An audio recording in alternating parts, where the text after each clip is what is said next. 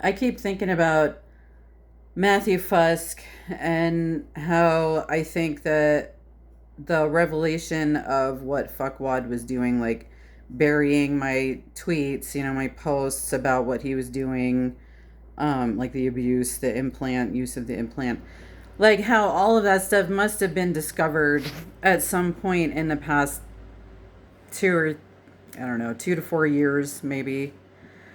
And, I'm sure that when Matthew Fusk realized that that was happening, he was very upset. And I can't speak for him. I imagine he was probably a lot upset because of the fact that Fuckwad was concealing it from him. And he was embarrassed. He was probably embarrassed about that.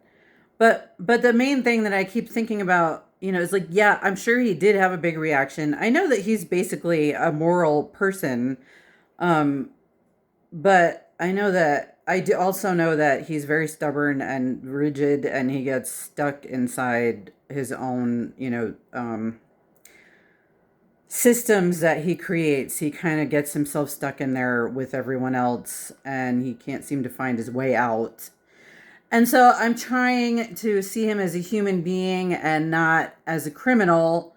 And I don't think it rises necessarily to the level of criminality because it's not like he's working with the criminals to help them or anything. I'm sure probably he turned a lot of that stuff over to the authorities, I would imagine, when he found it.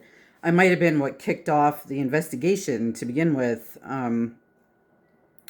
Anyway, it's very complicated, and I understand that, but I keep dwelling on that thought that once it was revealed what was really happening and who Fuckwad really was, who Jim Fenwick really was, and what he was doing, it was not enough for Matthew Fusk to put a stop to all of this.